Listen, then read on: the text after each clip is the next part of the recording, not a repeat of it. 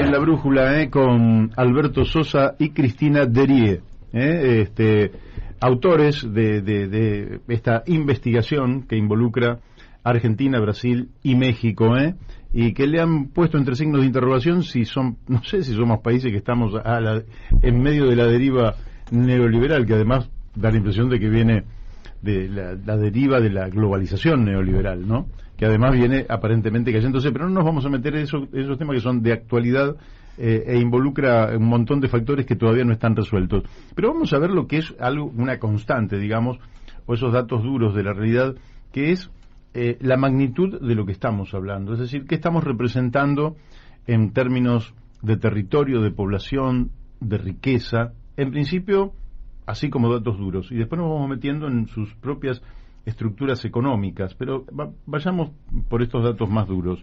¿Somos significativos en el concierto de naciones o somos países insignificantes?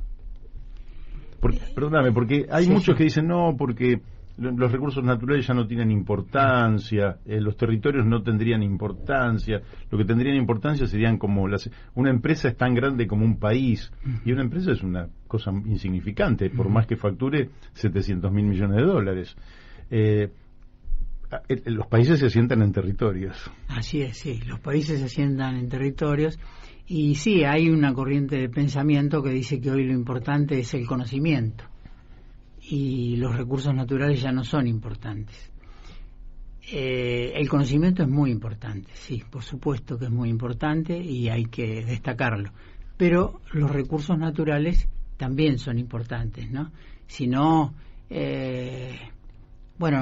no ocurrirían hechos o fenómenos como los que acontecen hoy en día. Uh-huh. O sea, sabemos, por ejemplo, que se dice que los recursos no son importantes, que Rusia, por ejemplo, es un país que no está tan industrializado, tan desarrollado tecnológicamente, salvo en la industria armamentista, donde sí es un país destacado en el ranking de naciones.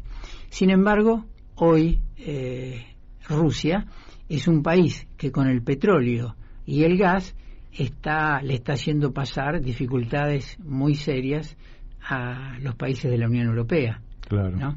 El rublo, por ejemplo, es la moneda que más se ha fortalecido este año, porque justamente ha obligado a los países que le compran gas y petróleo de la Unión Europea a que le hagan los pagos en rublos. Uh-huh. O sea, tienen que ir con los euros los tienen que cambiar a rublos, y con estos rublos le tienen que pagar a Rusia.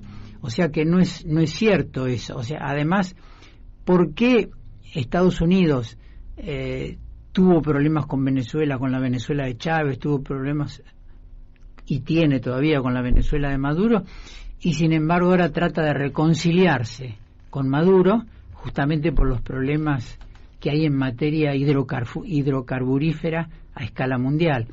¿Por qué el presidente Biden, que había repudiado al príncipe heredero de Arabia Saudita y Arabia Saudita la había castigado diplomáticamente, la semana pasada realiza un viaje a Arabia Saudita y le pide que baje, por ejemplo, el precio del petróleo, le pide que suba su nivel de producción para abaratarlo en el mercado mundial, y se olvidó de que el príncipe saudita, el príncipe heredero, está acusado de haber instigado la muerte de un periodista en la embajada de Arabia Saudita en Turquía, ¿no? En Estambul. Es decir, son estas cosas que evidentemente evidencian que los recursos naturales son muy importantes. Anteayer, la jefa del Comando Sur de los Estados Unidos, Laura Richardson, dijo que América Latina es una zona que tiene recursos importantes, destacó la importancia del litio, ¿no? Que es muy importante y que es muy importante en la actualidad y también lo va a ser en el futuro, y dijo, y no podemos permitir que se lo apropie China. ¿no? Porque no sabemos con qué fines lo va a utilizar. Evidentemente está interesado Estados Unidos también en el litio, ¿no? Como está interesado en el petróleo, como está interesado en el gas, ¿no? Uh-huh. La Unión Europea está interesada justamente en Vaca Muerta, ¿no? Justamente por los problemas que tiene ahora en materia de aprovisionamiento gasífero. Es decir, que todos estos hechos, o por ejemplo el presidente mexicano ayer estaba escuchando a su ministra de Economía, a Tatiana Cloutier, que le hacían una entrevista, porque Estados Unidos ha hecho una embestida contra México, porque México no quiere ceder Pemex, Petróleos Mexicanos, porque para ellos Pemex es como Benito Juárez, como la bandera. Como la bandera, ¿no? Uh-huh. Y Estados Unidos quiere justamente tener que los recursos petroleros, que los recursos hidrocarburíferos de México también sean compartidos por sus empresas privadas.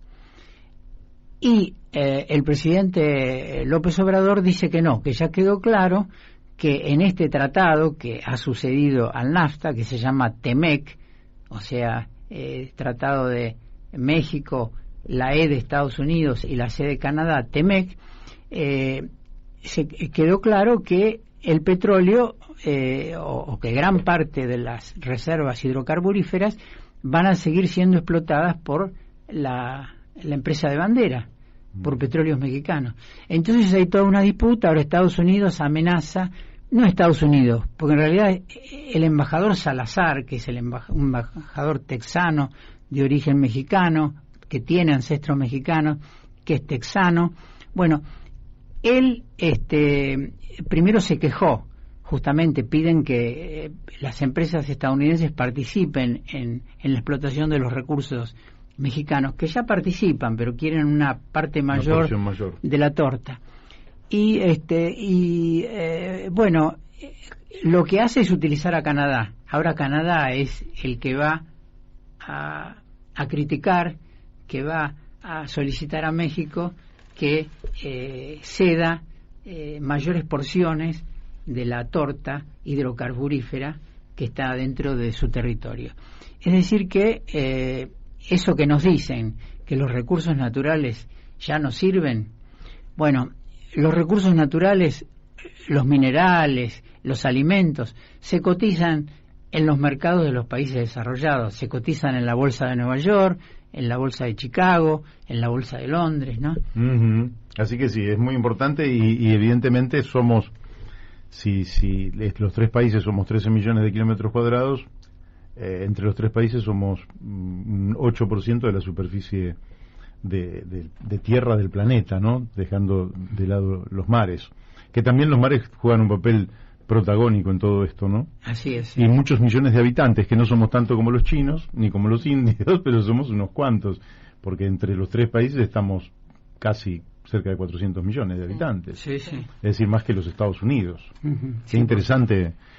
Ahora, si nos tuviéramos que adentrar un poquito en las características sobre las estructuras económicas de nuestros países, donde evidentemente los recursos naturales juegan un rol, donde los bienes naturales, la tierra, en fin, la minería de montaña o la minería de los salares, en fin, todo lo que tiene que ver con lo que ya existía antes de que el hombre estuviera con sus pies sobre el planeta. Pero, ¿cómo se han constituido las estructuras? Yo vi, por ejemplo, cuando era pibe, una Argentina muy industrializada. Yo vivía no muy lejos de acá, unos 5 kilómetros, y yo estaba rodeado, teníamos una ferretería, mi viejo también tenía una ferretería, y estábamos rodeados de industrias. Estábamos la Cantábrica, los talleres del ferrocarril, la cerámica de Aedo, las textiles, la Chrysler, la cantidad de talleres. Bueno, no voy a describir porque era una enormidad. Todo eso virtualmente desapareció. Hoy en toda esa región cargada, lo que queda es la Cantábrica, pero ya como con módulos de pequeñas industrias que se han ido a ese lugar. ¿Cómo podríamos definir las estructuras económicas de los tres países? Sí, sintéticamente podemos decir que México se caracteriza por el régimen de maquila, que se denomina, que es un régimen de industrial. México es el único de los 3 países que tiene una industria manufacturera importante. Después vamos a ver con qué características. Argentina se ha desindustrializado y Brasil se ha desindustrializado también. Los 2 países del cono sur, o sea, ¿El famoso polo de San Pablo también se desindustrializó? El polo de San Pablo también se desindustrializó, sí. El polo de San Pablo ya no es, digamos, un elemento clave en la economía brasileña. Sigue siendo, obviamente, ¿no? Pero Brasil se ha convertido en una potencia alimentaria. Tiene, digamos, el principal frigorífico, es el principal productor de carne de vaca, de carne bovina del mundo. Es un importante productor de aves, de pollos. Es un importante productor de porcinos. Es, digamos, el primer productor mundial de soja, ¿no? Más que Estados Unidos. O sea que es un país que se ha sojizado mucho. Brasil es un país que primero tuvo durante su auge industrial, como señaló usted, su anclaje territorial en San Pablo.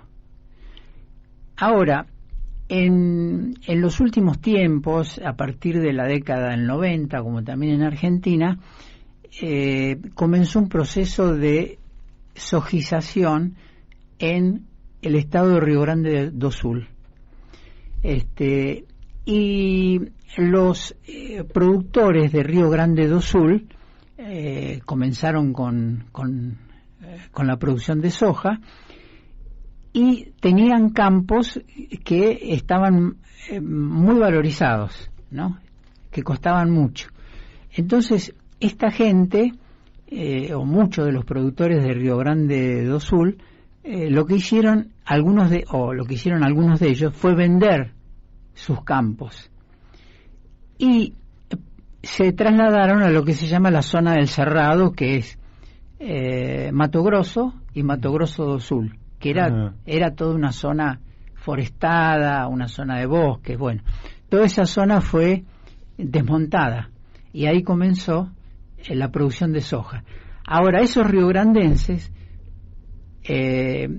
lo que valía una hectárea en Río Grande do Sul, ellos compraban 2 hectáreas en la zona del Cerrado. O sea que duplicaron su superficie. Claro.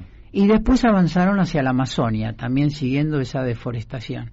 O sea que hoy, además de San Pablo, de Río de Janeiro, de Minas Gerais, que es, digamos, que son los poderes económicos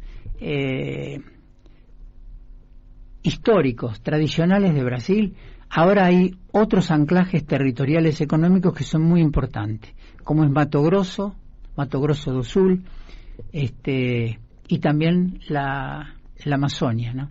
Y un dato importante es que empresarios argentinos han tenido que ver con este proceso. ¿Grupo Copatel, por caso? Grupo Copatel, Mariano Bosch, Elfstein, por ejemplo. Bueno, esta gente ha formado sociedades que opera en Uruguay, que opera en Bolivia, que opera en Paraguay y que opera en Brasil, en el Cerrado, en Mato Grosso y en Mato Grosso do Sul y en la Amazonia. Esta gente va con su paquete tecnológico. Esta gente consigue financiamiento en la Bolsa de Nueva York, porque otra característica que existe es que los grupos concentrados, las empresas más importantes de América Latina a partir de la década del 90, durante la década de inicio del neoliberalismo, para fijar un hito, buscaron financiamiento cuando tenían ideas que el capital financiero consideraba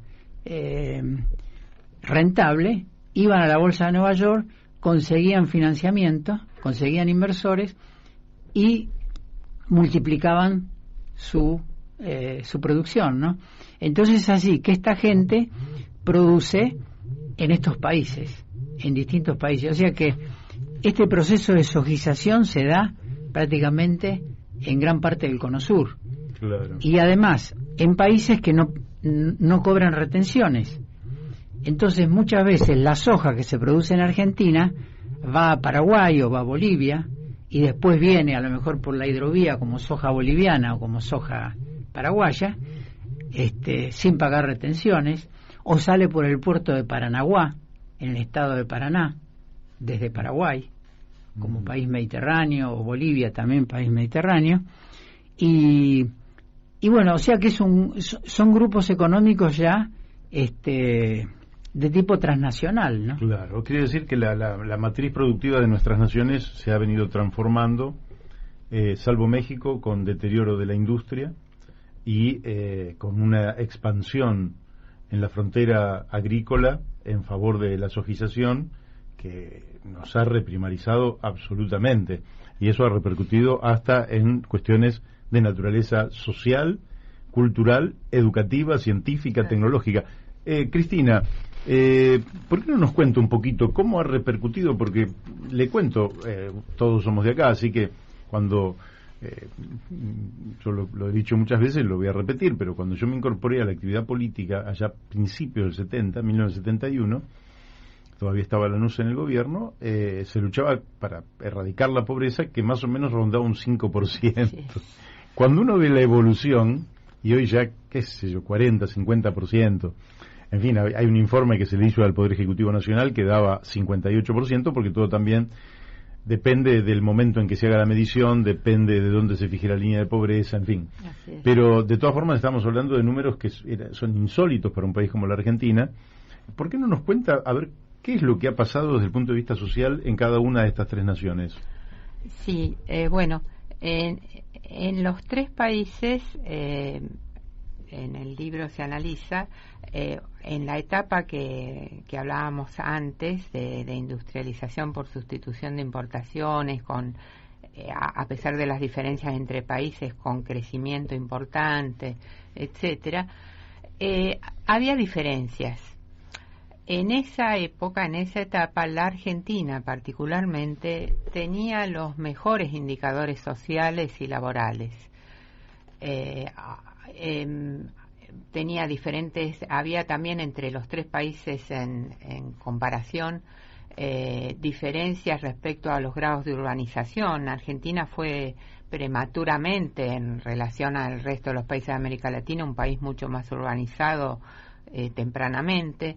Después los demás países tenían altas tasas de ruralización, de población rural aún a mediados del siglo XX y entrado en mediados del siglo XX, quiero decir después de los años 50 también. Había diferencias también importantes en los niveles de pobreza, justamente.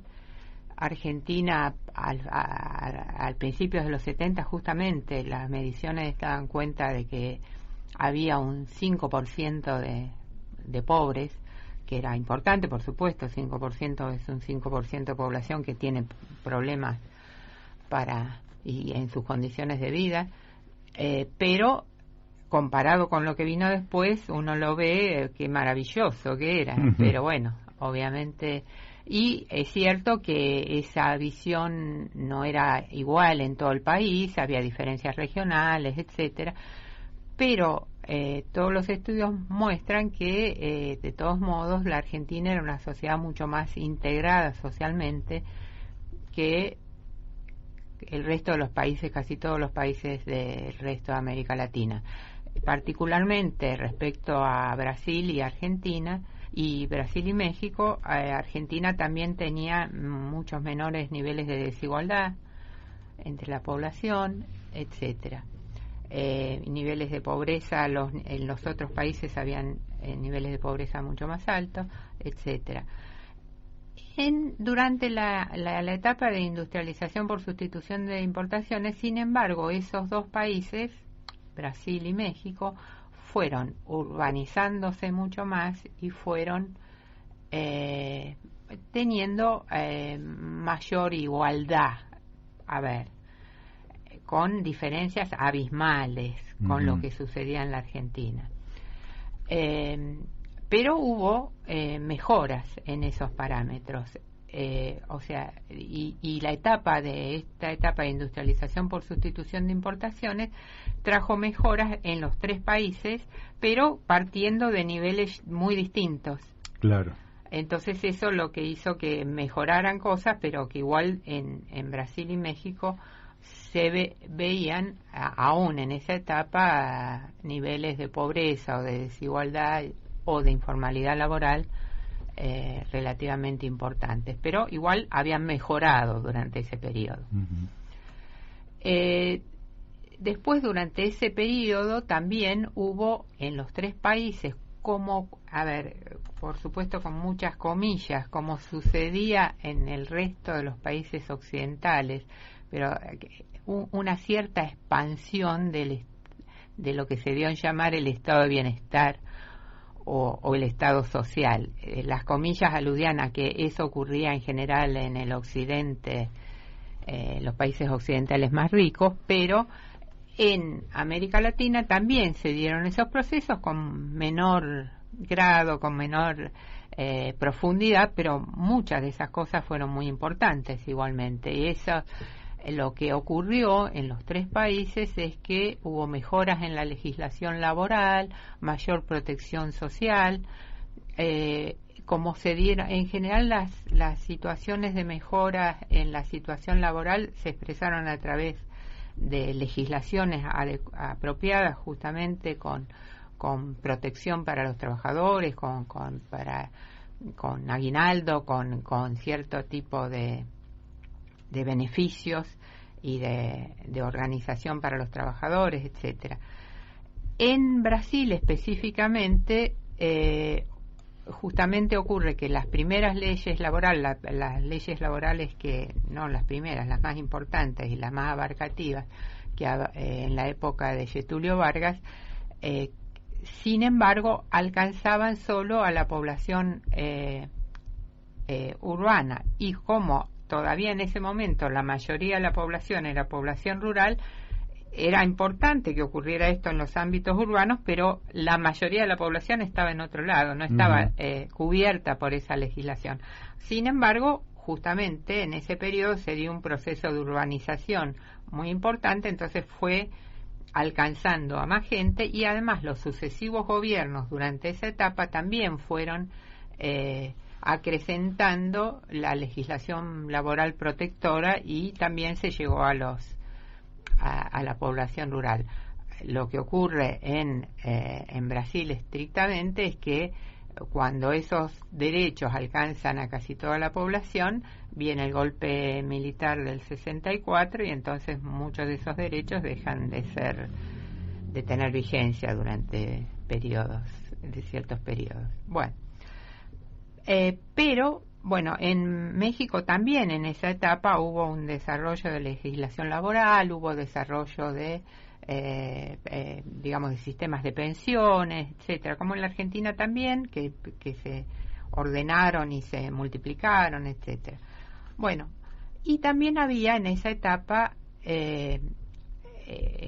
había la provisión de ciertos servicios básicos por parte del Estado, así tanto los servicios educativos como los servicios de salud, los servicios universales que alcanzaban a toda la población, como les digo, como decía antes, por supuesto que se va incorporando en distinto grado, por ejemplo, a la escolaridad, paulatinamente, no es un proceso que se da de un día para otro, pero existía, el Estado brindaba esos servicios.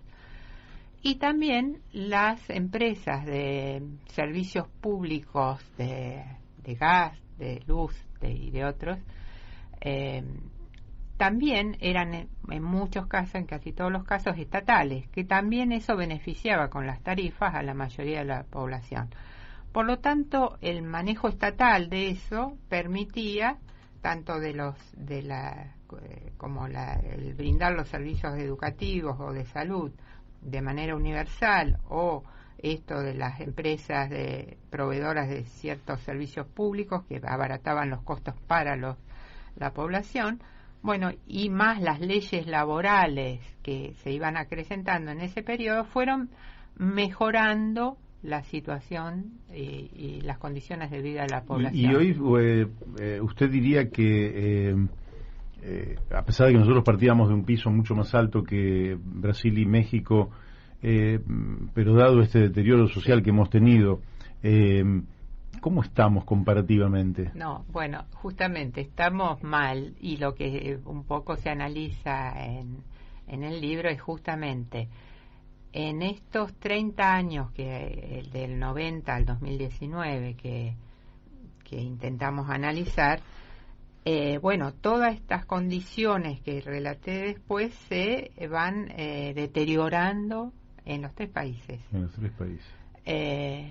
A ver, vienen leyes en los 90, se hacen, digamos, Argentina tiene nosotros clasificamos 3 etapas, porque en esas, desde los 90 hasta el 2019, con ciertas tendencias distintas. Los 90 son una cosa, Argentina y Brasil. Después viene hasta el 2015 en Argentina y Brasil, también una etapa con ciertos indicadores que se mueven en contrario de lo que ocurrió en los 90, y después vuelven a deteriorarse ciertos parámetros. Mientras que México no encontramos esas disimilitudes a lo largo de este periodo, ¿no? Del 1990 a 2019. Hay ciertas continuidades y no hay tendencias distintas al interior. Bueno, lo que se ve es que Argentina, digamos, en todos los parámetros sociales considerados, cae estrepitosamente. Su caída es salvaje. Qué bárbaro.